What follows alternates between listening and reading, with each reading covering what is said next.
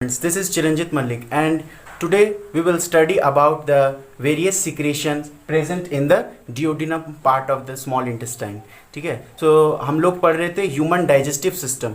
उसमें हम लोगों ने देखा था कि स्मॉल इंटेस्टाइन के कितने पार्ट होते हैं. स्मॉल इंटेस्टाइन के 3 पार्ट्स होते हैं, डिओडिनम, जेजुनम एंड इलियम. ठीक है, और इस डिओडिनम वाले पार्ट में जो है, डिओडिनम वाले पार्ट में क्या होता है, खाने का डाइजेशन होता है, फूड का डाइजेशन होता है. और जो जेजुनम और इलियम वाले पार्ट्स हैं उनमें क्या होता है, एब्जॉर्प्शन होता है.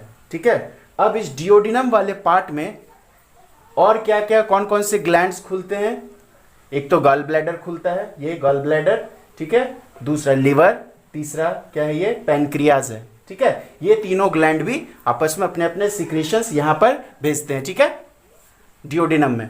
अब हम लोग देखते हैं कि सारे सिक्रेशंस जो अपना अपना सिक्रेशंस भेजा है उन सब का कॉम्पोजिशन क्या है, कौन कौन से एंजाइम्स उसमें पाए जाएंगे और उनका फंक्शन क्या है, इन सब के बारे में हम लोग आज स्टडी करेंगे. So let's start.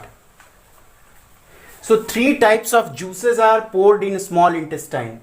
Small intestine में यानी कि इस डिओडिनम वाले पार्ट में, स्मॉल इंटेस्टाइन के इस डिओडिनम वाले पार्ट में 3 जूसेस जो है यानी कि 3 टाइप के सिक्रेशंस पोर किए जाएंगे. कौन कौन सा, बाइल जूस, इसका बाइल जूस. ठीक है, जिसमें कि कोई एंजाइम नहीं होता है. ठीक है, इसलिए वो डाइजेशन में मदद नहीं करेगा क्योंकि कोई एंजाइम ही नहीं वहां पर. डाइजेशन में वही मदद करेगा जिसमें एंजाइम होगा, क्योंकि एंजाइम से डाइजेशन करते हैं. सो बाइल जूस में कोई एंजाइम नहीं है, दस bile will not help in digestion. लेकिन इसका काम क्या है, helps in emulsification of fat. इसका काम सिर्फ है फैट को इमल्सिफाई करना, फैट को इमल्सिफाई करना. ये इसका डाइजेशन में कोई रोल नहीं है. ये किसी भी चीज को, ना तो प्रोटीन को, ना कार्बोहाइड्रेट को, ना फैट को, किसी को भी डाइजेस्ट नहीं करेगा. सिर्फ इसका काम है इमल्सिफिकेशन ऑफ फैट. याद रखना, emulsification of fat, not digestion of fat. Fat को डाइजेस्ट नहीं करेगा, इमल्सिफाई करेगा. इमल्सिफाई करना मतलब, जैसे देखो किसी भी क्लॉथ में जब ऑयल का स्टेन लगता है, ऑयल भी एक तरह का फैट है. सो ऑयल का स्टेन लगता है तो उसे सिर्फ पानी से निकालना मुश्किल होता है. क्यों? क्योंकि ऑयल जो है क्या है, ऑयल जो है वो वाटर नॉन सॉल्यूबल है. इसलिए उसको क्या किया जाता है, पहले इमल्सिफाई किया जाता है उस ऑयल वाले स्टेन को. किससे, साबुन से या सर्फ से, ताकि उस पर वाटर जो है अच्छे तरीके से उसको सफाई करके निकाल दे सकता है. ठीक है, तो ठीक इसी तरीके का कुछ यहां पर भी होता है. फैट का जो ग्लोब्यूल्स होते हैं वो काफी बड़े बड़े होते हैं. ठीक है, तो ये जो बाइल जूस क्या करता है, उसको इमल्सिफाई करके छोटे छोटे मॉलिक्यूल्स में तोड़ देता है, ताकि लाइपेज एंजाइम जो है ना, लाइपेज एंजाइम ही फैट का डाइजेशन करता है. सो ये जो लाइपेज एंजाइम है वो फैट के हर एक मॉलिक्यूल तक अच्छे तक पहुंच सके, उस पर काम कर सके. क्योंकि देखो, मान लो ये फैट का मॉलिक्यूल है, लाइपेज एंजाइम इस पर एक्ट कर रहा है. ठीक है, चारों तरफ से लाइपेज एंजाइम इस पर एक्ट करेगा, बट इधर अंदर वाले पार्टिकल्स पर तो नहीं कर पाएगा, है ना. अंदर में तो और पार्टिकल्स हैं तो उन पर एक्ट नहीं कर पाएगा, वो सिर्फ सरफेस तक ही लिमिट रह जाएगा. तो ये क्या करता है, बाइल जूस क्या करता है, इसको तोड़कर छोटे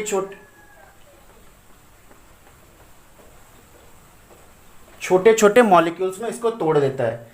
अब क्या होगा कि लाइपेज जो है हर एक पार्टिकल, हर एक मॉलिक्यूल तक उसको काम कर पाएगा. इस तरीके से क्या होगा, फैट का डाइजेशन अच्छे से हो जाएगा. आगे समझ में गया. तो बाइल जूस का काम होता है सिर्फ emulsification of fat, not digestion of fat. Digestion में इसका कोई रोल ही नहीं होता है, क्योंकि इसमें कोई एंजाइम ही नहीं है. ठीक है, नेक्स्ट है पैनक्रियाटिक जूस. पैनक्रियाटिक जूस नाम से ही क्लियर हो रहा है कि वो पैनक्रियाज से रिलीज होगा. ठीक है, पैनक्रियाज से रिलीज होने वाले सिक्रेशंस को पैनक्रियाटिक जूस कहते हैं. पैनक्रियाटिक जूस में क्या होगा, पैनक्रियाटिक जूस में बहुत सारे एंजाइम्स होते हैं. ठीक है, पहले तो उसका हम लोग पीएच देखेंगे, तो वो कैसा होता है, पैनक्रियाटिक जूस अल्केलाइन होता है. अल्केलाइन पीएच होता है उसका. ठीक है, यानी कि 7 से ज्यादा होगा उसका पीएच. ठीक, क्यों होता है अल्केलाइन, क्योंकि जो पैनक्रियाटिक जूस में जो एंजाइम्स हैं वो अल्कलाइन पीएच पर ही काम कर पाते हैं.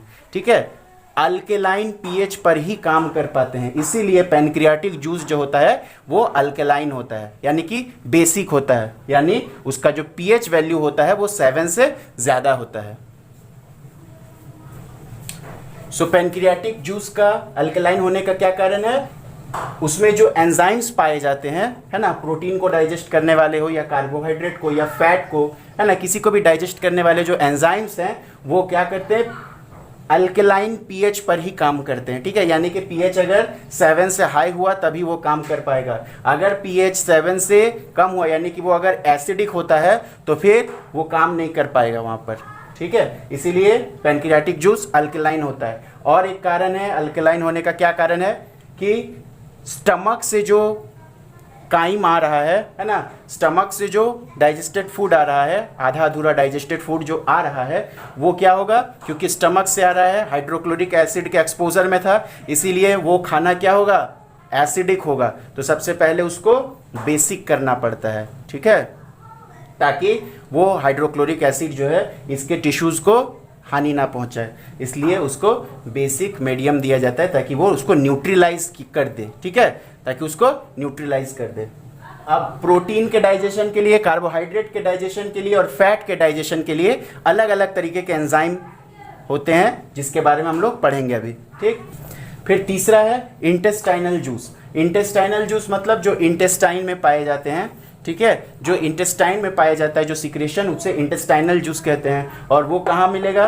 इसी एरिया में, डिओडिनम वाले एरिया में, ठीक है। उसका भी पीएच जो होता है वो 7 से हाई होता है, वो भी अल्कलाइन होता है। और रीज़न सेम है, रीज़न इसका भी सेम है, क्योंकि उसका भी ऑप्टिमम पीएच जो होता है वो 7 से हाई होता है, यानी कि उसको भी अल्कलाइन पीएच ही चाहिए ताकि वो बाकी के जितने भी प्रोटीन है, कार्बोहाइड्रेट हैं और फैट है उनको डाइजेस्ट कर सके, ठीक है। अगर उनका पीएच एसिडिक होता है तो फिर वो डाइजेस्ट नहीं कर पाएगा।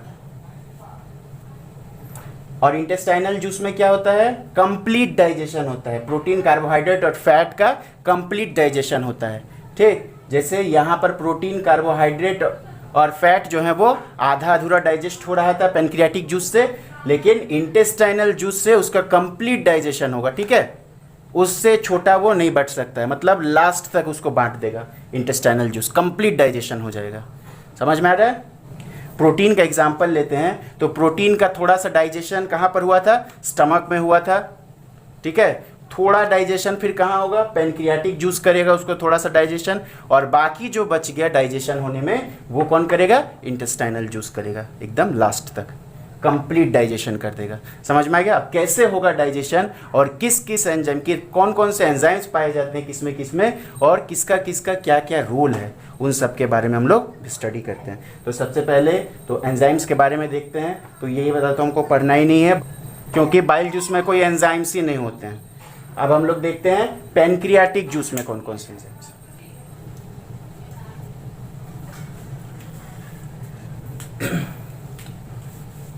सो अब हम लोग देखते हैं पैनक्रियाटिक जूस में क्या क्या पाए जाते हैं। 3 कंपोनेंट्स होते हैं खाने के, मेनली प्रोटीन, फैट और कार्बोहाइड्रेट, यही 3 होते हैं। ज़्यादातर विटामिन होते जरूर हैं लेकिन वो ट्रेस अमाउंट में होते हैं, तो उनके बारे में भी स्टडी नहीं करना है। हम लोगों को देखना है मेनली जो जो पाए जाते हैं खाने में, क्या क्या?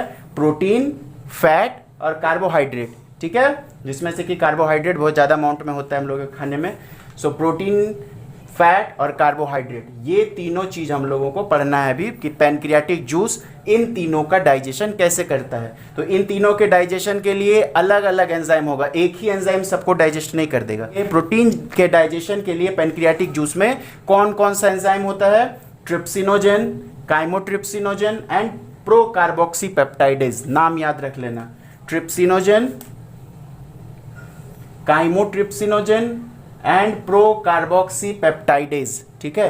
ये तीनों अभी इनएक्टिव फॉर्म में है, अभी एक्टिवेट नहीं हुआ है, इनएक्टिव फॉर्म में है। अगर इनके पास हम प्रोटीन ला के दें तो वो डाइजेस्ट नहीं कर पाएगा क्योंकि ये लोग अभी तक इनएक्टिवेट है, कोई चाहिए इन लोगों को एक्टिवेट करने के लिए। फैट डाइजेस्टिंग, फैट के डाइजेशन के लिए लाइपेज, हमेशा याद रखना, फैट के डाइजेशन के लिए लाइपेज। और फिर एक बार याद दिला दूं कि बाइल जूस फैट का डाइजेशन नहीं करता है, इसीलिए वहाँ कंफ्यूज नहीं होना है। बाइल जूस सिर्फ इमल्सिफाई करता है, फैट का डाइजेशन करेगा लाइपेज एंजाइम, जो कि पैनक्रियाटिक जूस में पाया जाता है। आगे चलते हैं।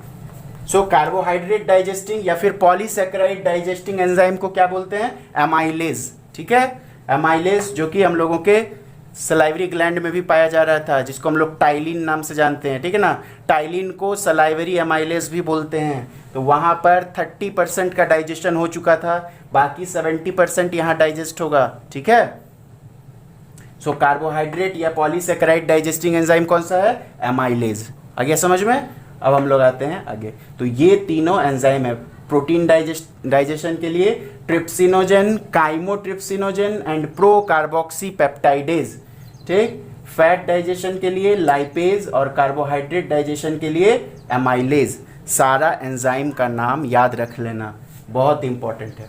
एंटेरोकाइनेज, अब देखो ये सब क्योंकि इनएक्टिवेट फॉर्म में है, अभी एक्टिवेट करने की ज़रूरत है। जब तक एक्टिवेट नहीं होगा तब तक काम कैसे चलेगा? तब तक वो प्रोटीन का डाइजेशन या फैट का डाइजेशन या कार्बोहाइड्रेट का डाइजेशन कर ही नहीं सकता है। ठीक है, सो उसको पहले एक्टिवेट करना होगा। सो कौन एक्टिवेट करेगा? देखो एंटेरोकाइनेज नाम का एक एंजाइम है। ठीक है ना, वो तुम्हारे स्मॉल इंटेस्टाइन में ही रहता है। ठीक है, एंटेरोकाइनेज। एंटेरोकाइनेज किसको एक्टिवेट करता है? ट्रिप्सिनोजेन को। और ट्रिप्सिनोजेन को, हाँ, एंटेरोकाइनेज एक्टिवेट करता है ट्रिप्सिनोजेन को, और ट्रिप्सिनोजेन को एक्टिवेट करके क्या बना देता है? ट्रिप्सिन। ठीक है, ट्रिप्सिनोजेन को एक्टिवेट करके ट्रिप्सिन बना देता है। So now the trypsinogen activates all other enzymes. एक बार ट्रिप्सिनोजेन कन्वर्ट होकर ट्रिप्सिन बना लेता है, उसके बाद वो बाकी सबको, ट्रिप्सिन जो है वो बाकी सबको एक्टिवेट कर देता है। ये एक बार एक्टिवेट हो जाए, बाकी ये सबको एक्टिवेट कर देगा। ठीक है, सिर्फ एंटेरोकाइनेज याद रखना, ये बेहद इंपॉर्टेंट है। एंटेरोकाइनेज जो है वो स्टार्ट करता है एक्टिवेट करना, ये सिर्फ ट्रिप्सिनोजेन को एक्टिवेट कर देगा ट्रिप्सिन में। अब बाकी ट्रिप्सिन जो है वो बाकी सबको एक्टिवेट करेगा। आगे समझ में? सो ट्रिप्सिनोजेन से क्या बन जाएगा? ट्रिप्सिन। काइमोट्रिप्सिनोजेन से काइमोट्रिप्सिन, और प्रो कार्बोक्सी पेप्टाइडेज से कार्बोक्सी पेप्टाइडेज। आगे समझ में? हाँ, सो हम लोग आगे बढ़ते हैं। सो एंटेरोकाइनेज याद रखना, ये बहुत इंपॉर्टेंट है। Enterokinase activates the trypsinogen into trypsin.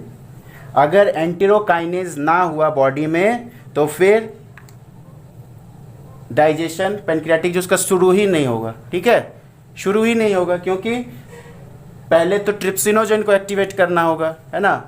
Trypsinogen को एक्टिवेट करेंगे तब तो वो बाकियों को एक्टिवेट करेगा ना।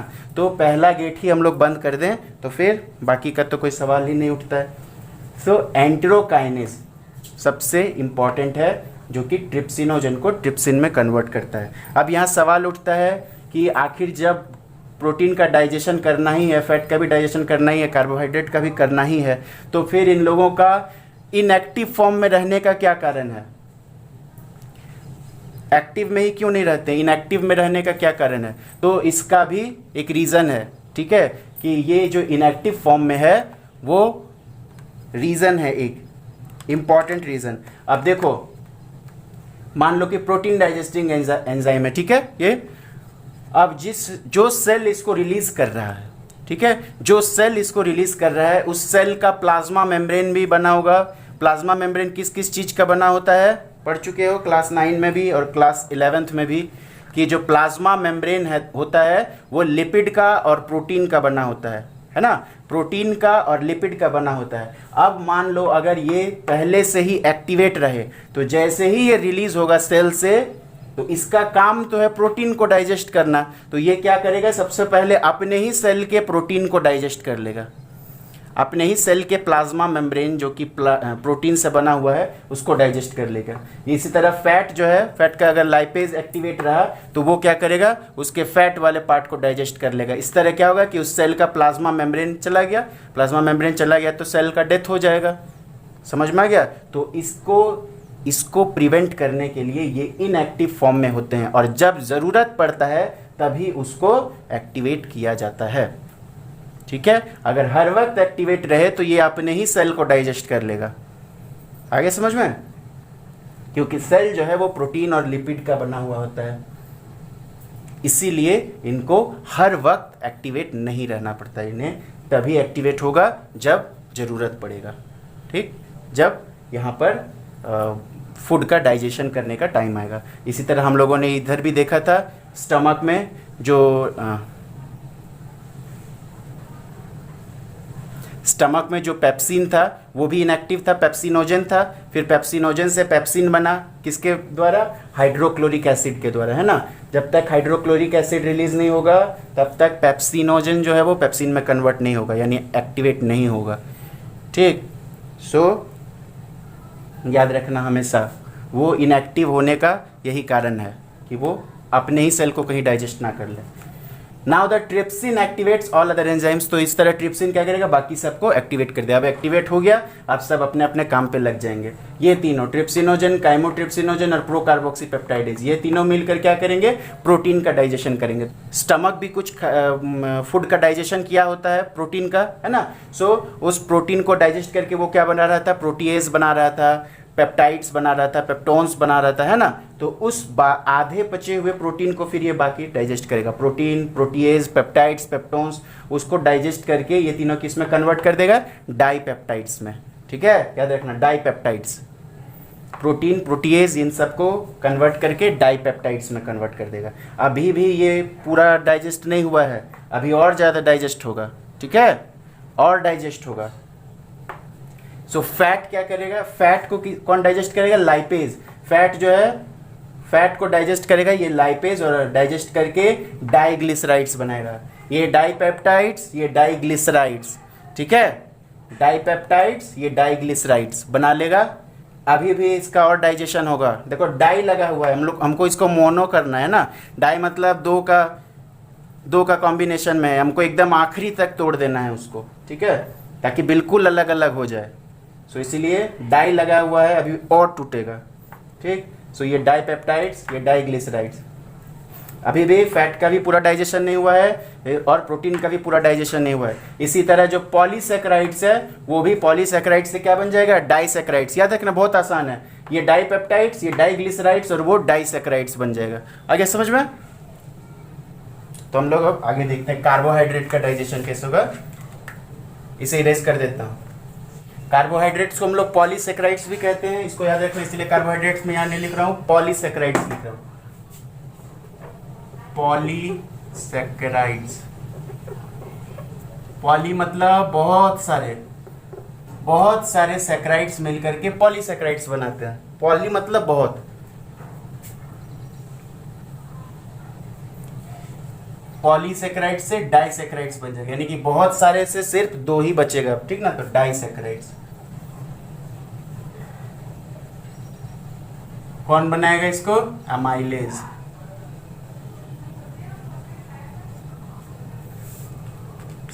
सलाइवा में भी कौन कर रहा था? सलाइवरी एमाइलेज, है ना, जिसको टाइलिन भी कहते थे। सलाइवा में सलाइवरी एमाइलेज क्या करता था? स्टार्च को डाइजेस्ट करता था, है ना। सो स्टार्च भी तो एक पॉलीसैकेराइड ही था ना। स्टार्च भी एक क्या होता है? कार्बोहाइड्रेट का ही फॉर्म है, यानी पॉलीसैकेराइड ही है। ये डाइसैकेराइड्स कुछ भी हो सकता है, बहुत सारे हैं, क्योंकि कार्बोहाइड्रेट एक नहीं है, बहुत सारे हैं। स्टार्च है, ग्लाइकोजन है, सेल्यूलोज है, बहुत सारे पॉलीसैकेराइड्स होते हैं। ठीक है, तो उन सबको डाइसैकेराइड्स में कन्वर्ट करेगा अमाइलेज। ठीक है, डाइसैकेराइड्स में कन्वर्ट करेगा। तो डाइसैकेराइड्स भी बहुत तरीके के होंगे, जैसे कि तुम्हारा हो गया सुक्रोज हो गया, माल्टोज, गैलेक्टोज, ये सब क्या है? सुक्रोज, माल्टोज, गैलेक्टोज, ये सब क्या है? डाइसैकेराइड्स का ही नाम है। ठीक है, अब इन सबको फिर और तोड़ा जाएगा अभी, क्योंकि पूरा डाइजेशन नहीं हुआ है, ना इसका ना इसका ना इसका, पूरा डाइजेशन नहीं हुआ है, क्योंकि डाई वर्ड लगा हुआ है। हमको डाई को हटाना है ना, क्योंकि डाई मतलब दो होता है, दो का कॉम्बिनेशन से बना हुआ है। तो दो नहीं, हमको पूरा एक चाहिए, हमको पूरा कंप्लीटली तोड़ना है। क्योंकि पहले ही हम लोगों ने पढ़ लिया था कि इंटेस्टाइनल जूस जो है वो कंप्लीट डाइजेशन करेगा। तो अब ये लोग के ऊपर इंटेस्टाइनल जूस का एक्शन होगा। ठीक है, तो इंटेस्टाइनल जूस का आप देख लेते हैं। देखो याद रखना बहुत आसान है। प्रोटीन का डाइजेशन होकर के डाइपेप्टाइड्स बनेगा, फैट का डाइजेशन होकर डाइग्लिसराइड्स बनेगा, पॉलीसैकेराइड्स का ये होके डाइसैकेराइड्स, डाइपेप्टाइड्स, डाइग्लिसराइड्स, डाइसैकेराइड्स। ठीक है, और उससे भी ज़्यादा इंपॉर्टेंट है कि आप लोग इसको याद रखें, एंजाइम्स का नाम। ट्रिप्सिन, काइमोट्रिप्सिन और कार्बोक्सीपेप्टाइडेज क्या है, प्रोटीन डाइजेस्टिंग एंजाइम है। लाइपेज फैट डाइजेस्टिंग और एमाइलेज पॉलीसेकेराइड या फिर कार्बोहाइड्रेट डाइजेस्टिंग एंजाइम्स हैं। सो अब हम लोग देखते हैं इंटेस्टाइनल जूस का रोल। ठीक है, यहाँ तक हम लोगों ने पैनक्रियाटिक जूस का सारा रोल देख लिया। ठीक है ना, अधिकतर बहुत कम ही फूड का डाइजेशन जो है, यानी कि फूड का जो प्रोटीन वाला पार्ट है वो हल्का सा डाइजेस्ट हुआ था स्टमक में, फिर कुछ पार्ट का डाइजेशन पैनक्रियाटिक जूस के थ्रू हुआ।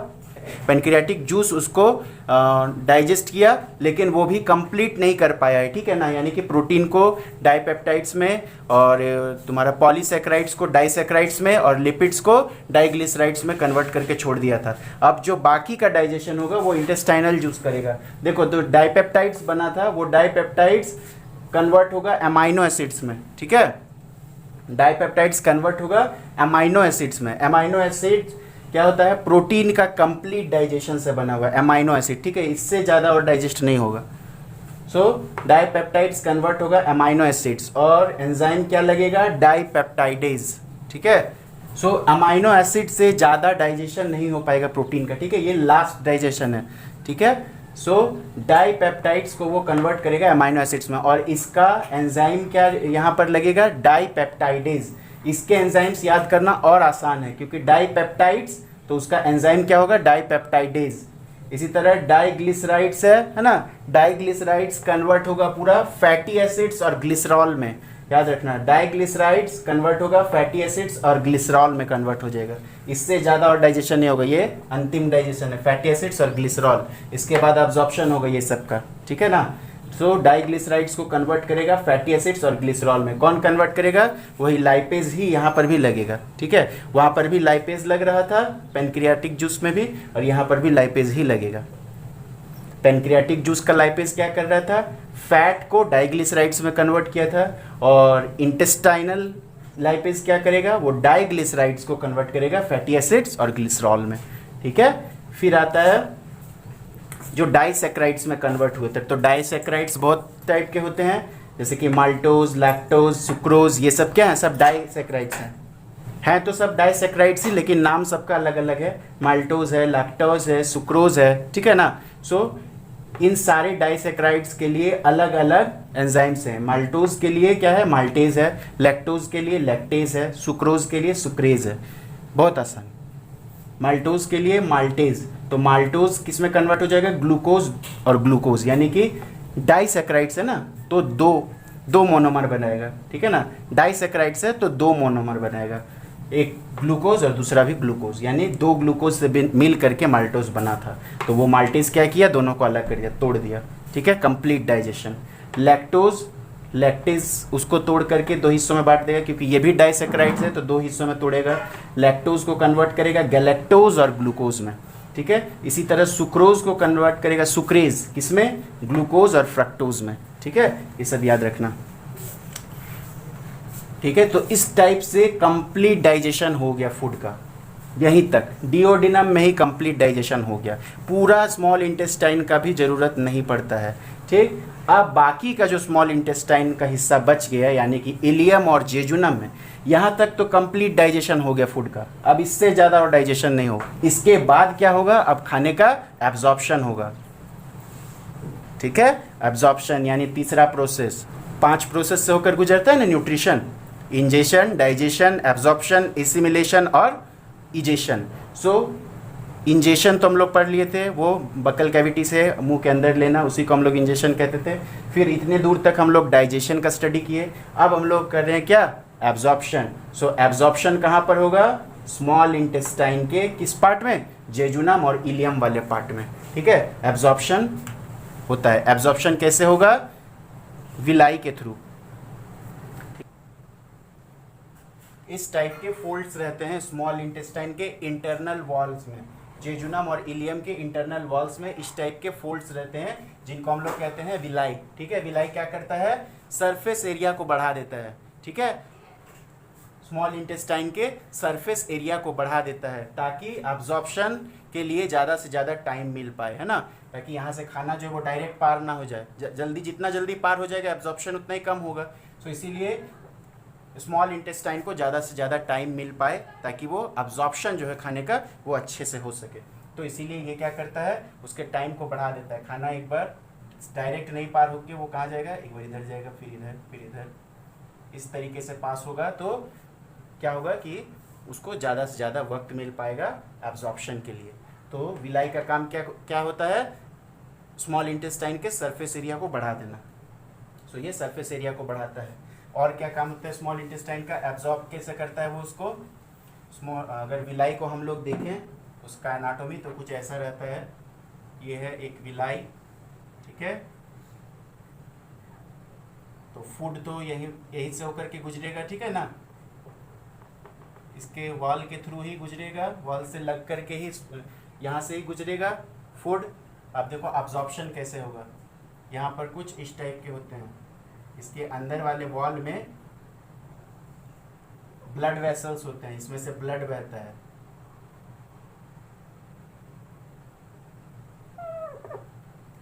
और ये ब्लड वेसल अपने में से कैपिलरीज निकालते हैं। ये कैपिलरीज क्या होता है, इस तरीके से पूरे में फैला होता है।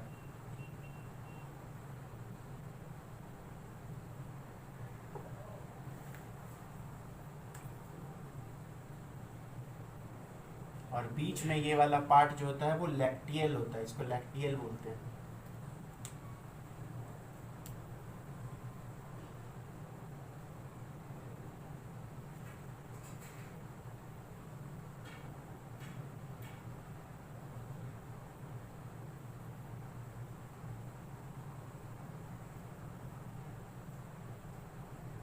पूरे विलाई में क्या होते हैं, ऐसे कैपिलरीज होते हैं। ये कैपिलरीज क्या करते हैं, यहाँ पर जो फूड पास हो रहा है उसमें से जो भी डाइजेस्टेड फूड है वो डिफ्यूजन के थ्रू अंदर आ जाता है ना, डिफ्यूजन के थ्रू इस कैपिलरीज में आ जाता है। ठीक, इन कैपिलरीज में ब्लड बह रहा है तो ये ब्लड के थ्रू होते हुए पतले पतले कैपिलरीज से होते हुए कहाँ पर आ जाता है, ये कैपिलरीज बेहद पतले होते हैं और अब्जॉर्ब फूड इसमें डिफ्यूज हो जाता है। इन कैपिलरीज के अंदर जो ब्लड बह रहा है उनमें डिफ्यूज हो जाता है और उस ब्लड के थ्रू ये जो डाइजेस्टेड फूड है वो यहाँ पर आ जाता है। यानी कि यहाँ से मेन ब्लड स्ट्रीम, देखो ये वाला मेन ब्लड वेसल है, ठीक है ना। तो मेन ब्लड वेसल के थ्रू वो हर एक सेल तक पहुँच जाता है, ठीक है। इस तरीके से जितने भी अब्जॉर्ब फूड हैं उनका डाइजेशन हो जाता है। लेकिन अब बच गया ये एक वाला पार्ट, ठीक है ना। ये स्पेशल क्यों बना हुआ है, लैक्टियल।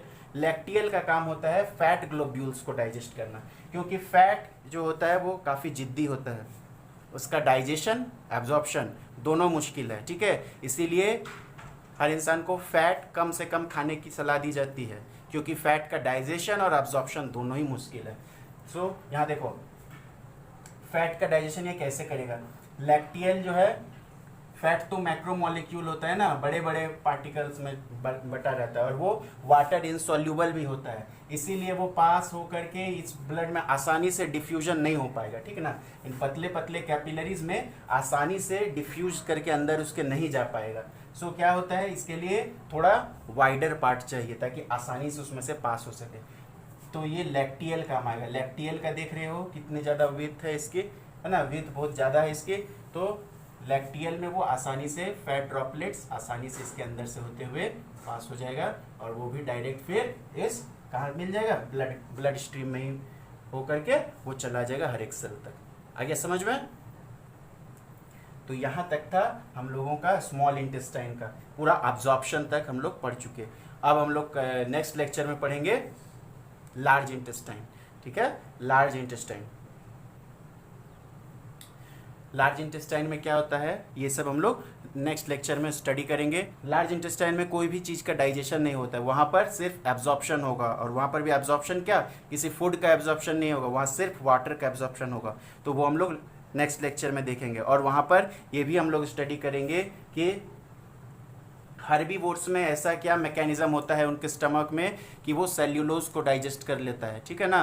क्योंकि सेल्यूलोज को डाइजेस्ट करना किसी एनिमल के बस की बात नहीं है। कोई भी एनिमल खुद से सेल्यूलोज को डाइजेस्ट नहीं कर सकता है, क्योंकि सेल्यूलोज को डाइजेस्ट करने का एंजाइम किसी भी एनिमल के बॉडी में नहीं है।